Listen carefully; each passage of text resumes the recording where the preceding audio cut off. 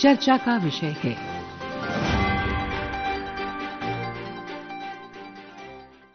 ये आकाशवाणी है। चर्चा का विषय है कार्यक्रम में प्रस्तुत है खाद्य प्रसंस्करण से उद्यमिता और ग्रामीण अर्थव्यवस्था को मिल रहे प्रोत्साहन पर परिचर्चा। इसमें भाग ले रहे हैं कृषि विशेषज्ञ हरवीर सिंह और वरिष्ठ पत्रकार जगदीश उपासने। कार्यक्रम का संचालन कर रहे हैं आनंद श्रीवास्तव। एक छोटा सा गांव, एक साधारण रसोई और उसी रसोई से उठती एक बड़ी शुरुआत। जहां कभी सिर्फ घर के लिए अचार, पापड़ और मसाले बनते थे, आज वहीं से निकल रहे हैं ब्रांड, रोजगार और आत्मनिर्भरता की नई कहानियां। खेत के एक कोने में उगाई गई धनिया जब एक अत्याधुनिक पैकेज्ड ब्रांड बनकर उभरती है, या फिर किसी छोटे से शहर की बेकरी जब एक नए भारत के निर्माण की मिसाल बनती है, तब जन्म लेती है असली जमीनी क्रांति। प्रधानमंत्री सूक्ष्म खाद्य उद्योग उन्नयन योजना यानी पीएमएफएमई स्कीम देश की ग्रामीण अर्थव्यवस्था की तस्वीर बदल रही है। एक ऐसी योजना जिसने न केवल 2 लाख से अधिक ऋण स्वीकृतियों का ऐतिहासिक आंकड़ा पार किया है, बल्कि देश के अनौपचारिक खाद्य प्रसंस्करण क्षेत्र को औपचारिक पहचान दी है। 20,300 करोड़ रुपए से अधिक का निवेश, 6 लाख से अधिक आजीविका के अवसर और 44% महिला उद्यमियों की हिस्सेदारी। ये सिर्फ आंकड़े नहीं हैं, ये कहानी है उस भारत की जो वोकल फॉर लोकल को अपना मंत्र बनाकर आत्मनिर्भर भारत का निर्माण कर रहा है।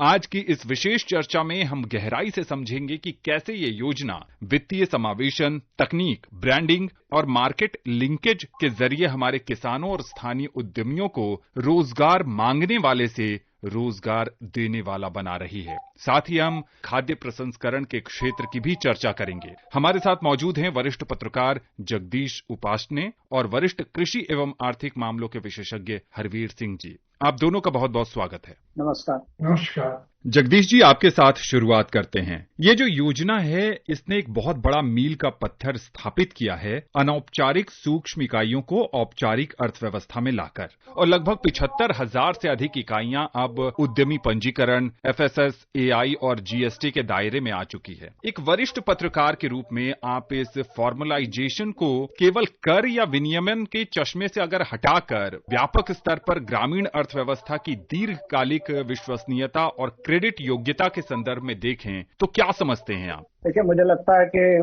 जो ये अनौपचारिक अर्थव्यवस्था है, जो बेसिकली गांवों पर आधारित है या टीयर 2 सिटीज पर आधारित है या टीयर 3 सिटीज पर आधारित है, इस पर बहुत पहले ध्यान दिया जाना चाहिए था, लेकिन देर से ही सही, बिल्कुल सही ध्यान दिया गया है। और इसकी जो योजना बनी है वो इतनी मुकम्मल और इतनी परफेक्ट है कि आप किसी भी राज्य में चले जाए, आपको बाजार जिसमें आप अनाज के अलावा अपने घरेलू रसोई का जो सामान लेते हैं, इसके अलावा अपना नाश्ते का सामान लेते हैं, वो सब प्रोडक्ट्स आपको लोकली मेड मिलेंगे। ये बहुत बड़ी बात है। और इसके कारण जो मल्टीनेशनल कंपनीज है जिन्होंने इस मार्केट पे एक तरह से कब्जा करके रखा था, उनके प्रोडक्ट्स को मार्केट में टिकने के लिए बहुत मशक्कत करनी पड़ रही है, उनको नई नई स्कीम लानी पड़ती है। हम देखते हैं कि बहुत छोटे स्तर पर, मतलब अगर आप कस्बाई स्तर पर चले जाएं तो कस्बाई स्तर पर भी लोकली और मैन्युफैक्चर्ड, लोकली प्रोसेस्ड प्रोडक्ट्स आपको मिलते हैं। सिर्फ खाने पीने के पदार्थ ही नहीं, दूसरे भी पदार्थ आपको मिलते हैं। ये बहुत दिन से और बहुत वर्षों से ये बाजार डेवलप हो रहा था। मोदी सरकार ने पहली बार इसको फॉर्मली ध्यान दिया और इसके लिए एक अच्छी मजबूत योजना शुरू की। और ये जो अनौपचारिक अर्थव्यवस्था है, अगर आप जो औपचारिक अर्थव्यवस्था देखेंगे देश की, तो उससे करीब 1/4 तो होगी ही। अभी उसका आकलन नहीं हुआ है कि ये जो इनफॉर्मल इकोनॉमी है, जो बेसिकली रूरल बेस्ड है, ये कितने की है, कितने हजार करोड़ की, कितने बिलियन डॉलर्स की है। ये आकलन अभी किसी ने नहीं किया कि एक आध स्टडी इस पर है। लेकिन अगर आप पाएंगे तो इस समय देश भर में और लोग लोकली, वोकल फॉर लोकल का नारा मोदी जी सरकार ने ऐसे ही नहीं दिया है। इस जो डेवलपमेंट हो रहा है नीचे के लेवल पर, उसको ध्यान में रखते हुए दिया है। आत्मनिर्भर भारत की भी जो अभियान चल रहा है, जिसके अंतर्गत ये योजना है, उसको भी इस बात को ध्यान में रख के दिया गया है कि गांवों, कस्बों और टीयर 2, टीयर 3 सिटीज में, यहाँ तक कि आप जो बड़े शहर हैं उनमें भी आप पाएंगे कि उन अलग अलग क्षेत्रों में उन क्षेत्रों के बने हुए प्रोडक्ट्स ही आपको मिलते हैं, चाहे खाने पीने के पदार्थ हो, चाहे आपके इस्तेमाल के पदार्थ हो, सौंदर्य प्रसाधन से लेकर तो खाने पीने की चीज, नाश्ते की चीज और मनोरंजन की चीजें, वो सब लोकली प्रोड्यूस हो रही है। इस इकोनॉमी को टैप करके इस योजना ने बड़ा और मदद पहुंचाई है उन सब उद्यमियों को जो अपने बल पर खड़े होने की कोशिश कर रहे हैं। जी हरवीर जी, योजना ने हाल ही में 2 लाख से अधिक क्रेडिट लिंक्ड स्वीकृतियों का आंकड़ा छुआ है और इसमें 20,300 करोड़ से अधिक का निवेश भी आकर्षित हुआ है। लेकिन हम सब जानते हैं कि भारत में माइक्रो फाइनेंस और बैंकिंग तंत्र में अंतिम मील तक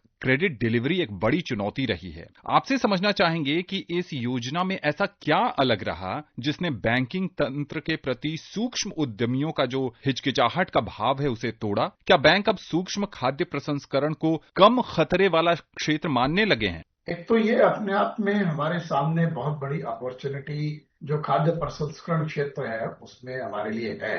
अब भी करीब 30 लाख करोड़ से ज्यादा का ये एक इंडस्ट्री है देश में, और जो अगले 2 साल में मेरे ख्याल से करीब 45,000 करोड़ तक उसको पार कर जाएगा। अब ये जैसे अभी उपासने जी कह रहे थे कि हम बात कर रहे हैं फॉर्मलाइजेशन और इनफॉर्मल की, क्योंकि जो बड़ा फॉर्मल सेक्टर है, बड़ा कब्जा, जो बड़े ब्रांड, बड़े मार्केट एक्सेस उनके पास रहे हैं, और जबकि छोटे स्तर पर गांव से थोड़ा आगे हम जाए, जो छोटे कस्बे, छोटे शहर, वहां पर तमाम सारे एंटरप्रेन्योर्स ने कोशिश की कि वो वैल्यू एडिशन में जो फूड प्रोडक्ट्स हैं उसमें जाए, एग्रीकल्चर के वैल्यू एडिशन में जाए। वैल्यू एडिशन है फूड प्रोसेसिंग, जिससे कि वो बेहतर उनके आय का जरिया बने और स्थानीय स्तर पर किफायती। लेकिन इसमें सबसे बड़ी जो एक बाधा आती है किसी भी एंटरप्रेन्योर के लिए, वो होती है वित्तीय संसाधनों की। जो हम रिसोर्सेज जो है फाइनेंशियल, उसकी जब बात करते हैं, जो छोटा एंटरप्रेन्योर है वो अगर उसके पास पूंजी नहीं है, और इसके पहले जब फॉर्मल सेक्टर की बात करेगा या बैंक्स को अप्रोच करेगा, उसको प्रोजेक्ट रिपोर्ट चाहिए, तमाम सारे कोलेटरल चाहिए, फिर बैंक्स में इतना लंबा प्रोसेस है, उसको ये मिलना मुश्किल था और लोग आगे नहीं बढ़ पाए। जाहिर सी बात है कि इसका स्कीम को ही इसी काम के लिए तैयार किया गया कि जो माइक्रो एंटरप्रेन्योर्स हैं, जो कुछ लाख रुपए से अपना काम शुरू करना चाहते हैं, वो किस तरीके से फॉर्मलाइज एंटरप्रेन्योर के रूप में, और उनकी जो यूनिट है वो कैसे फॉर्मलाइज सेक्टर में जाए, जो गुणवत्ता के मानक है उनको पूरा करती हो, और साथ में उसके लिए मार्केट की जो लोकलाइज स्तर पर जो अपॉर्चुनिटी है उसको टैप करे। अब इस तरह की जो स्कीम जो बिना कोलेटरल के एक सीमित स्तर पर जो फाइनेंस मुहैया कराती है, ऐसे जो एस्पिरेशनल एंटरप्रेन्योर्स हैं जो आगे बढ़ना चाहते हैं, उनके लिए ये एक बहुत बड़ी बात थी। क्योंकि इनको कोई बहुत बड़ा जो तामझाम होता है कि प्रोजेक्ट रिपोर्ट बनानी है, आपके पास एसेट कितना है, आपकी इक्विटी कितनी है, फिर बैंक तय करेगा कि हम इसमें कितना डालेंगे और किस तरीके से वो असेस करेगा, उन सब झंझटों से मुक्त करते हुए इस तरह की स्कीम लाई गई, ताकि ये जो बेहतर संभावना का जो क्षेत्र है उसको कैसे बढ़ावा दिया जाए और स्थानीय स्तर पर। क्योंकि ये लगातार एक बात है, जब हम कहते हैं कि जो भारत बड़े शहरों में नहीं, महानगरों में नहीं, जो मेजर इंडस्ट्रीज में नहीं है, जो छोटे स्तर पर है, जो रूरल इंडिया जिसे हम कहें, या हमारे जो सेमी अर्बन एरियाज हैं, वहां पे जो लोग एक तरीके से अपनी उद्यमशीलता के जरिए आगे बढ़ना चाहते हैं, उनके पास ये एक बहुत बड़ी अपॉर्चुनिटी थी जिसको वो ठीक से आगे नहीं बढ़ पा रहे थे। लेकिन जब उनके पास क्रेडिट की सुविधा दी गई, उनको टेक्नोलॉजी का नो हाउ, उनका जो हैंड होल्डिंग जिसे हम कहते हैं, कि उनको बताया गया कि किस तरह की तकनीक आपका जो उत्पाद है उसको तैयार करने में काम आएगी, किस तरह की प्लांट और मशीनरी जो है इसमें जरूरत होती है, और उसके लिए कैसे फाइनेंस मुहैया कराया जाएगा, और आप अपने उत्पाद को मार्केट में कैसे ले जा सकते हैं, मार्केट लिंकेज कैसे हो सकता है। क्योंकि जो छोटा एंटरप्रेन्योर है उसके सामने ये भी एक चैलेंज होता है कि जो मार्केटिंग का जो एक स्किल होती है उसके पास उतनी बेहतर नहीं होती, जो बड़ी कंपनियों की जो मार्केटिंग के जो लोग हैं या उनके जो संसाधन है, उनके पास जो रिसोर्सेज है वो होते हैं। तो उस चैलेंज को दूर करते हुए ये जो सारे स्टेप्स हैं, फाइनेंस अवेलेबल कराने से लेकर के उसको ट्रेंड करने तक, मार्केटिंग के तक, वो इस स्कीम की खास जो खूबी है। और जो हम देख रहे हैं कि भाई 2 लाख से ज्यादा सैंक्शंस इसमें हुए हैं, तो ये अपने आप में, या 20,000 करोड़ से ज्यादा का इसमें निवेश हो चुका है, तो ये एक बड़ी उपलब्धि है। क्योंकि ये जो पूरी की पूरी जो एक ये जो काम हो रहा है वो छोटे स्तर पर हो रहा है, और जो हमारी जो रूरल इकोनॉमी है, क्योंकि वो प्रोड्यूस भी वहीं से आ रहा है। तो उसके जो उत्पादक हैं उनको अपने आसपास अपने उत्पादों की थोड़ा बेहतर कीमत देने का एक बाजार भी खड़ा हो रहा है। तो ये एक जो इकोसिस्टम बन रहा है, तो वो इकोसिस्टम जो है, इनमें से बहुत सारे जो एंटरप्रेन्योर हैं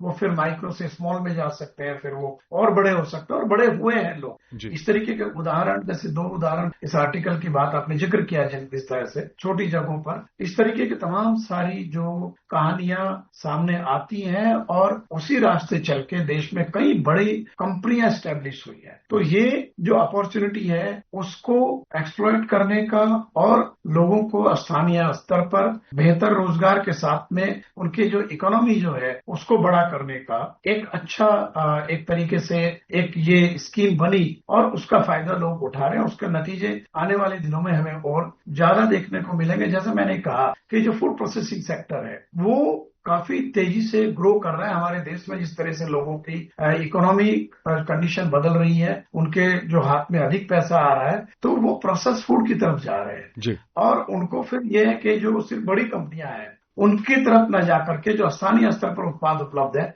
वो उनके मार्केट जो है के रूप में सामने आ रहे हैं। कुल मिलाकर के अगर हम देखें हमारी जो जीडीपी का करीब 7% 7% ये सेक्टर बन गया है और एग्रीकल्चर का एक बड़ा हिस्सा इसके पास है। लेकिन अभी भी हमारे पास बहुत बड़ी गुंजाइश है, क्योंकि हमारा जो फूड प्रोसेसिंग सेक्टर है, जो हमारे पास जिसकी जो एक संभाव्यता जिसको हम कहते हैं, उसका हमने बहुत छोटे स्तर का दोहन किया है। तो ऐसे एंटरप्रेन्योर्स जो हैं उनके लिए अपार संभावनाएं हैं आगे बढ़ने की। हरवीर जी जिन कहानियों का जिक्र कर रहे थे, हम अपने श्रोताओं को बता दें कि पीएमएफएमई योजना के सबसे पहले जो लाभार्थी थे वो थे जमुना लाल पाटीदार और उनका आवेदन इस योजना के तहत पहला आवेदन था जिसे स्वीकृत किया गया था। खाद्य प्रसंस्करण में कोई पृष्ठभूमि न रखने वाले 10वीं पास उद्यमी जमुना लाल पाटीदार को 10 लाख रुपए सरकार की तरफ से इस योजना से मिले। उन्होंने उसका निवेश धनिया प्रसंस्करण इकाई शुरू करने में किया।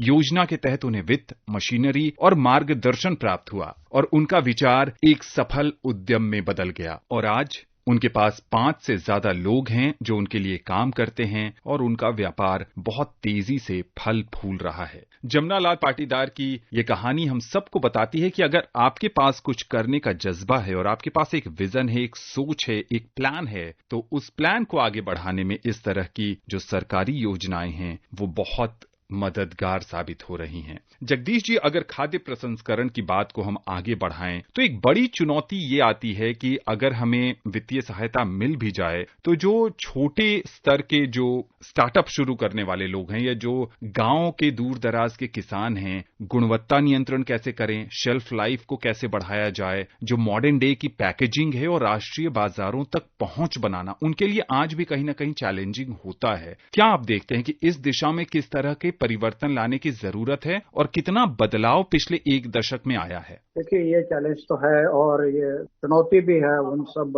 छोटे उद्यमियों के लिए जो अपने घर से या अपने गांव से ऐसा उद्यम शुरू कर रहे हैं, कर चुके हैं। देखिए, हमारे यहाँ जो फल हैं और सब्जियां हैं इनके बहुत कम पदार्थ बनते हैं। 2 से 3% के लगभग इसका योगदान होता है फूड प्रोसेसिंग में, जबकि फूड प्रोसेसिंग भारत में और सनराइज सेक्टर बोला जाता है इकोनॉमी की भाषा में, और इसमें बहुत ज्यादा गुंजाइश है क्योंकि भारत जो है सबसे बड़ा कृषि उत्पाद करने वाला देश है, सबसे अधिक दूध उत्पाद करने वाला देश है। और हम जो है, मतलब आप सोचिए कि फलों के बारे में, सब्जियों के बारे में भी भारत की जो रैंकिंग है वो वैश्विक रैंकिंग में ऊपर ही है। ये पूरा सेक्टर जो प्रोसेसिंग का सेक्टर है, हमारा खाने की वस्तुएं बनती हैं उसमें 32% जैसा हरवीर सिंह ने बताया, बहुत बड़ा एक्सपोर्ट हम कर रहे हैं, आज भी कर रहे हैं, जबकि बहुत चुनौती है। इसमें मैं 2-3 चीजें जरूर कहना चाहूंगा कि जो स्वयं सहायता समूह हैं जिनको आप हर राज्य में, और हर राज्य सरकार भी उनको अपनी तरफ से मदद दे रही है।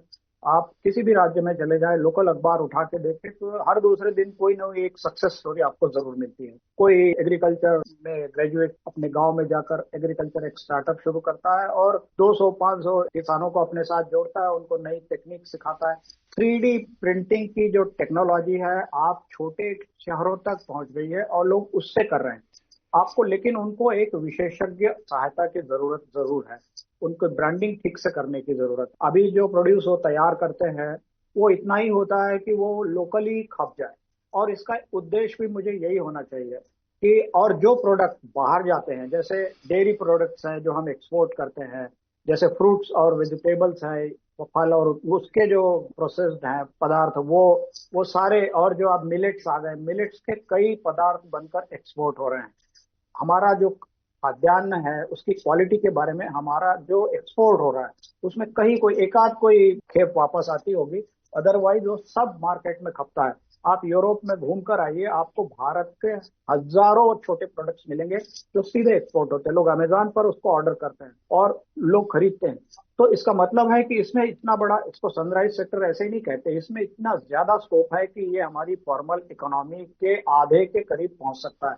इसी समय उसका जो आकार है वो बहुत बड़ा आकार है। उनको जरूरत किस बात की कि जो राज्य स्तर पर जो योजनाएं चलाई जा रही है, स्वयं सहायता समूह वर्षों से काम कर रहे हैं, और जिन राज्यों में वो सफल हुए हैं, वो आप जैसे यूपी है, यूपी में डिस्ट्रिक्ट लेवल पर उत्पादित होने वाले प्रोडक्ट्स को और प्रधानता दी जाती है। स्वयं सहायता समूह को कहा जाता है कि इनको आप बनाइए, इनको हम प्रमोट करेंगे, मार्केट से लिंक करेंगे और आपको फाइनेंशियल सपोर्ट देंगे, टेक्निकल सपोर्ट भी देंगे। ये हो रहा है। छत्तीसगढ़, मध्य प्रदेश में भी ऐसी योजनाएं हो रही है, हिंदी भाषी राज्यों में, दक्षिण में भी ऐसी कई योजनाएं चल रही हैं।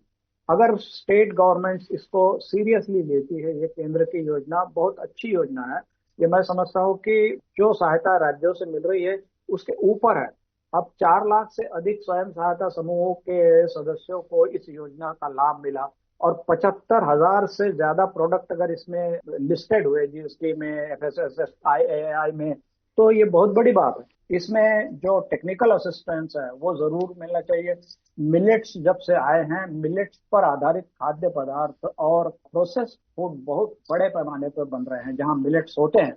तो और फिर क्वालिटी को अगर हम मेंटेन करते हैं उसके लिए उसको वो मदद, ये जो स्कीम है इसमें ये सब दिया जा रहा है, लेकिन इसका आकार बढ़ाने की जरूरत है। मुझे हरवीर जी, 2 छोटे छोटे सवाल हैं। पहला कि लोकल प्रोसेसिंग यूनिट से क्या एग्री सप्लाई चेन मजबूत हो रही है, और दूसरा कि छोटे स्तर पर जो फूड प्रोसेसिंग यूनिट्स क्या ग्रामीण युवाओं के लिए रोजगार का सस्टेनेबल मॉडल बन रहे हैं? क्या कहेंगे आप? सबसे इम्पोर्टेंट फैक्टर ये है कि जो हमारे ग्रामीण युवा हैं जो वहीं पर रुकना चाहते हैं और कुछ बड़ा सोच के काम करना चाहते हैं, उनके लिए अपॉर्चुनिटी है और उनके लिए मौका मिलना चाहिए। जो ट्रेनिंग है वो बहुत इम्पोर्टेंट है, और ट्रेनिंग में थोड़ा अभी कोशिश है इस स्कीम के सामने, लेकिन हमारे पास फूड प्रोसेसिंग के और फूड टेक्नोलॉजी के इंस्टीट्यूट्स हैं, निफ्टम्स हैं, तो जरूर इसमें इनिशिएटिव लेकर के जो इंटरेस्टेड बच्चे हैं उनको जोड़ने के लिए वो थोड़ा उनको तैयार भी करना चाहिए इसके लिए कि आपके लिए यहाँ पर बड़ा इकोनॉमिक एक अपॉर्चुनिटी है, आप आगे जा सकते हैं और साथ में आप स्थानीय स्तर पर भी रोजगार के अवसर लोगों के लिए पैदा कर सकते हैं।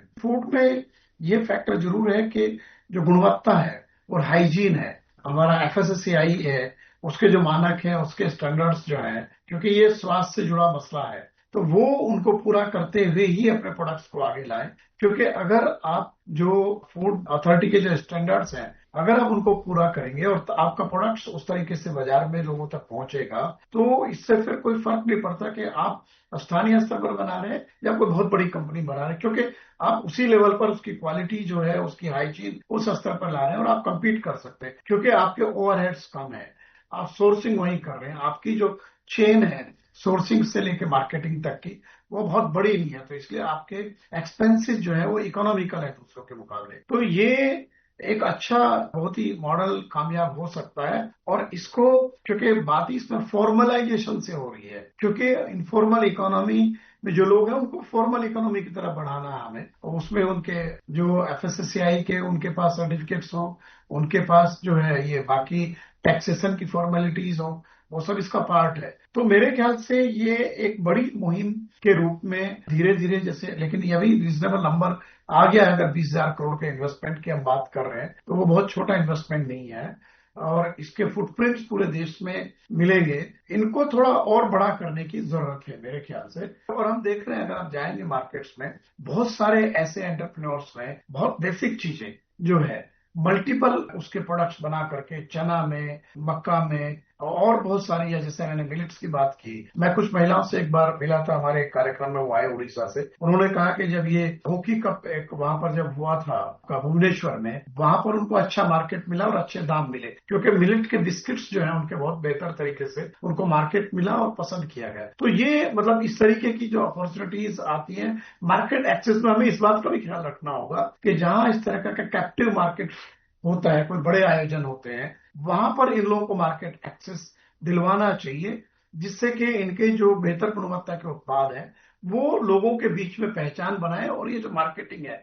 वो फिर इनकी विकसित हो। जी जगदीश जी, अगर इस योजना और खाद्य प्रसंस्करण को थोड़ा सा जोड़ कर देखें तो जो 44% महिला नेतृत्व वाले जो उद्यम हैं उनको स्वीकृत ऋण मिले हैं। साथ ही साथ 4 लाख से अधिक स्वयं सहायता समूह के सदस्यों को सीड कैपिटल मिली है। यानी जो महिलाओं को आज तक हम सहायक श्रम मानते आए थे, बहुत बड़ी तबके के लिए सहायक श्रम की भूमिका थी उनकी, अब वो बिजनेस ओनरशिप में परिवर्तित होने जा रही हैं। आपको क्या लगता है, जब महिलाओं को फूड प्रोसेसिंग के क्षेत्र में और ज्यादा तकनीकी तौर पर सक्षम बनाया जाएगा, उनको टेक्नोलॉजिकल इन्हेंसमेंट से सीधे तौर पर जोड़ा जाएगा, तो आने वाले समय में जो हमारा लक्ष्य है कि हम global food processing hub Bharat को बनाएं, उस दिशा में कितनी प्रगति आप देखते हैं? मुझे लगता है महिलाएं बहुत बड़ा और हिस्सा है फूड प्रोसेसिंग यूनिट का, क्योंकि भारत में फूड प्रोसेसिंग कोई आज की नहीं है, अब तो टेक्नोलॉजी आ गई है। लेकिन अगर आप देखें कि कितनी चीजें हमारे घरों में बनती है, आज उस क्वालिटी की चीजें आपको बाजार में नहीं मिलती। हमारी नानियों दादियों ने क्या क्या नहीं बनाया, क्या क्या नहीं हमने खाया है। तो ये ऐसे ही नहीं बनती, फलों से, सब्जियों से, अनाज से, मोटे अनाज से, इन सब से वो बनाती रही हैं। मैं समझता हूँ उसमें अगर आप महिलाओं को बढ़ाना चाहते हैं तो जो पुरानी जो टेक्नोलॉजी है, जो पुराना उनका ज्ञान, पुराने जमाने की जो उनकी विधियां हैं, जो बहुत कम खर्च में ओवरहेड एक्सपेंसेस जिसको कहते हैं, वो कोई भी पदार्थ उसमें वेस्ट नहीं जाता। अभी तो हम अपने जो कृषि टोटल एग्रीकल्चर प्रोड्यूस है उसमें से सिर्फ 10% ही फूड प्रोसेसिंग कर पा रहे हैं, और फलों और सब्जियों में तो 2-3% ही कर पा रहे हैं। अगर हम उस टेक्नोलॉजी को आधुनिक टेक्नोलॉजी के साथ जोड़ें, अपनाएं, तो आप यकीन मानिए वो महिलाएं ऐसा चमत्कार कर सकती है। 44% महिलाएं कम नहीं होती है। अगर एक योजना जिसमें 2 लाख से ज्यादा सैंक्शन हुए, 20,000 करोड़ से ज्यादा का निवेश हो चुका है, उसमें अगर 44% महिलाएं हैं, तो ये मान कर चलिए कि महिलाएं इस योजना को आगे बढ़ा रही हैं। उनके उस ज्ञान को, जैसे ही क्या होता है, अगर आप कोई स्वयं सहायता महिलाओं का समूह है और उसमें जब कोई एक टेक्निकल विशेषज्ञ जाता है तो वो आधुनिक पढ़ाई लिखाई वाला होता है, वो जब उनको बताने लगता है तो वो हंसती हैं आपस में कि क्या बोल रहा है, इसको नहीं मालूम, ये ऐसे नहीं ऐसे बनता है। तो उस नॉलेज को इग्नोर नहीं करना चाहिए। वो ट्रेडिशनल नॉलेज है, उस नॉलेज को किस तरह से आप आधुनिक टेक्नोलॉजी के ज्ञान के साथ जोड़ते हैं, उसका बहुत ही जबरदस्त रिजल्ट निकलने वाला है। जिन देशों ने फूड प्रोसेसिंग को आगे बढ़ाया, उन्होंने पुराने नॉलेज को छोड़ा नहीं है, पुरानी टेक्निक्स को छोड़ा नहीं है, उन्होंने उसको नया रूप दिया, टेक्नोलॉजी में उसको अडॉप्ट कर लिया। तो ये अडॉप्टेशन अगर आप करते हैं इस योजना में, तो यकीन मानिए महिलाएं इस योजना की मतलब कर्णधार हो सकती हैं। और बड़े पैमाने पर कितना प्रोड्यूस हमारा बेकार जाता है। आलू पश्चिमी उत्तर प्रदेश में पैदा होता है, बेकार फेंका जाता है, क्योंकि फूड प्रोसेसिंग की यूनिट नहीं है, अगर है तो उसकी क्षमता उतनी नहीं है। टमाटर, कितने ही राज्यों में टमाटर फेंक दिया जाता है। छत्तीसगढ़ में तो एक पूरा जिला है टमाटर से सड़कों पे फेंक देते हैं। प्रोसेसिंग की यूनिट नहीं है। फिर प्रोसेसिंग की यूनिट अगर लगा दी जाए तो उसको मार्केट एक्सेस नहीं है, और वो उस क्वालिटी में उसको मिलना चाहिए, जीवन अवधि है, तो वो प्रोड्यूस उस अवधि में पहुंच जाए कंज्यूमर तक। ये सब व्यवस्था अपने को सोचनी पड़ेगी। और उसके लिए जो मेरा जोर इस बात पर है कि जो पुरानी विधियां हैं उनको नई टेक्नोलॉजी से जोड़ा जाएंगी, तो आप यकीन मानिए महिलाएं जो आज कर रही है ना, जो स्वयं सहायता समूह की छोटे छोटे उद्यम चला रही हैं, जैसे मिलेट्स के बिस्कुट, छत्तीसगढ़ में बड़े पैमाने पर गांव गांव में ये बन रही है चीजें, लेकिन उसकी क्वालिटी और उसकी पैकेजिंग, ये दोनों को संभालने की जरूरत है। तो अगर आप पुराने ज्ञान को नए ज्ञान के साथ मिलाते हैं, अगर मशीनरी नहीं है तो बनाई जा सकती है। जैसे मैंने कहा कि 3D प्रिंटिंग टेक्नोलॉजी से बहुत सारी चीजें लोग बना रहे हैं। मैंने छोटे स्थानों पे, अमरावती महाराष्ट्र का छोटा स्थान है, वहां 2-3 यूनिट्स देखी जो 3D टेक्नोलॉजी का यूज कर रहे हैं। कोई उसमें उनको एक इंजीनियर मिल गया, उसके सहारे उन्होंने इसको अपना लिया। तो ये नए प्रयोग वो लोग उनके दिमाग में आते हैं। हमने एक योजना बना दी और योजना का एक फिक्स ढांचा है, तो उसको थोड़ा सा ओपन रखना चाहिए कि हाँ ठीक है, इसको भी हम लेंगे और इस पर भी हम विचार करेंगे। इसमें आपके पास 4 ऐसी योजना है। फूड प्रोसेसिंग मंत्रालय जो है, प्रधानमंत्री किसान संपदा योजना और PMFEMA के साथ में ये प्रोडक्शन लिंक्ड इंसेंटिव स्कीम भी है, जो इन सब योजनाओं में कैसे लिंकेज हो और इन सब योजनाओं का लाभ फूड प्रोसेसिंग को कैसे मिले, मंत्रालय इसके लिए कोशिश कर रहा है, नो डाउट। मतलब उनके उद्देश्यों में भी लिखा है और ये सब योजनाएं फूड प्रोसेसिंग को मदद करती है, उस सेक्टर को आगे बढ़ा रही है। लेकिन इसमें थोड़ा जो हमारा ट्रेडिशनल नॉलेज है उसको शामिल करना चाहिए, ओपननेस होनी चाहिए कि अच्छा हम इसको ऐसे बनाते हैं, ऐसे हमारा बनाने का एक फार्मूला है, उस फार्मूले के अलावा अगर पुराना कोई अच्छा फार्मूला है तो हम उस फार्मूले को अपनाएंगे। तो यकीन मानिए हम बहुत ग्रोथ कर सकते हैं, इसमें ग्रो करने की जबरदस्त संभावना है। अभी हम 30.5 के लाख करोड़ के आसपास का ये सेक्टर है, इसको आप चौगुना ले जा सकते हैं, इतनी क्षमता हमारे इस सेक्टर में है। तो मैं समझता हूँ कि योजना एक उस दिशा में बहुत अच्छा कदम है और इसको इन सब चीजों पे ध्यान रखने की जरूरत है। और मेगा फूड पार्क्स और जो ये बड़ी होती पीएम किसान संपदा योजना के तहत बन रहे हैं, कोल्ड चेन्स बन रही है, एग्रो प्रोसेसिंग क्लस्टर बन रहे हैं, उनमें जो लोग काम कर रहे हैं, जो विशेषज्ञ हैं, टेक्नीशियंस है, उनको गाँव में जाना चाहिए आसपास के, और जहाँ वो प्रोड्यूस है, लोकल प्रोड्यूस है, उसको कैसे मदद दी जाए ये कोशिश करनी चाहिए, उनको कैसे हम सहायता दे सकें। उसको जब आप इस पीएम एफएमई से जोड़ेंगे तो बहुत अच्छा उसका मुझे लगता है। सिर्फ मेगा फूड प्रोसेसिंग पार्क बना देने से अब बात नहीं बनती है, उसके साथ नीचे भी लोगों को जोड़ा जाना चाहिए। हरवीर जी, कार्यक्रम में अब समय कम है, एक आखिरी सवाल आपसे समझना चाहेंगे कि कोविड के समय इस योजना को शुरू किया गया था, बहुत ज्यादा समय नहीं हुआ है। अगर भविष्य की बात करें तो अगले 5 से 10 वर्षों में आप इस योजना से भारत के ग्रामीण इलाकों की प्रगति को कैसे देखते हैं, और क्या आपको लगता है कि जैसे जैसे इस योजना का दायरा और व्यापक होता जाएगा, ग्रामीण क्षेत्रों से होने वाला पलायन जो एक गंभीर समस्या है, उस पर भी बहुत हद तक नियंत्रण पाया जा सकेगा? बिल्कुल, देखिए, एक तो अभी तक के जो नतीजे हम देख रहे हैं वो काफी प्रॉमिसिंग है। दूसरी बात ये है कि ये हमें हमारे तमाम सारे पॉलिसी एक्सपर्ट और इकोनॉमिस्ट ज्यादातर ये सब मान चुके हैं कि जो लिबरलाइजेशन में हमने उम्मीद लगाई थी कि लोग कृषि और ग्रामीण क्षेत्र से निकलकर बड़ी इंडस्ट्रीज और सर्विस सेक्टर में जाएंगे, उसकी संभावनाएं अब कम है। हमें जो रास्ता ढूंढना है इन लोगों के लिए, उनके इकोनॉमिक वेलबींग का, उनके बेहतर फ्यूचर का, वो कृषि और ग्रामीण अर्थव्यवस्था में ही ढूंढना है। तो ऐसे में इस तरह की स्कीम को और बेहतर करके और वहां पर और ज्यादा संभावनाएं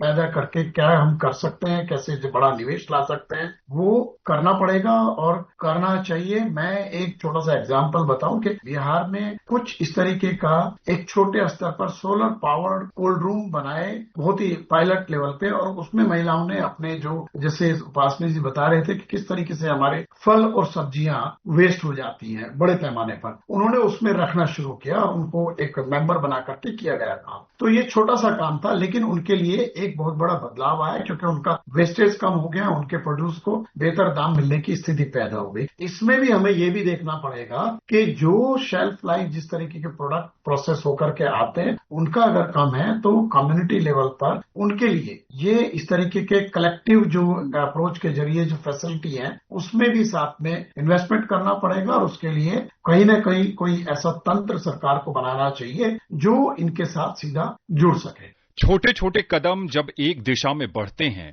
तो वो सिर्फ रास्ते नहीं बदलते, पूरी तस्वीर बदल देते हैं। पीएम एफएमई योजना सिर्फ एक सरकारी योजना नहीं, बल्कि उन लाखों हाथों की ताकत है जो अपने हुनर से आत्मनिर्भर भारत की नींव रख रहे हैं। जहां एक छोटा सा यूनिट एक परिवार की उम्मीद बनता है, और वही उम्मीद पूरे गांव की अर्थव्यवस्था को गति देती है। आज की चर्चा से ये साफ है कि जब नीतियां जमीन से जुड़ती हैं तो बदलाव सिर्फ आंकड़ों में नहीं, जिंदगियों में दिखाई देता है। हमारे अतिथि जगदीश उपासने जी और हरवीर सिंह जी, इस कार्यक्रम से जुड़ने के लिए और विशेषज्ञ राय हमारे श्रोताओं के साथ साझा करने के लिए आपका बहुत बहुत आभार।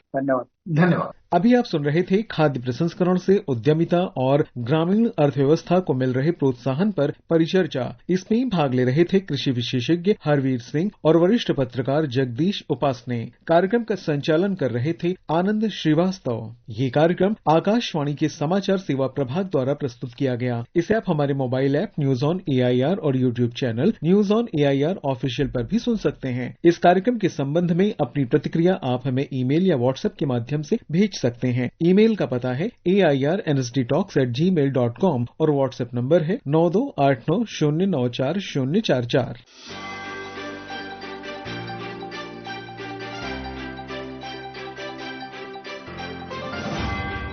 चर्चा का विषय है।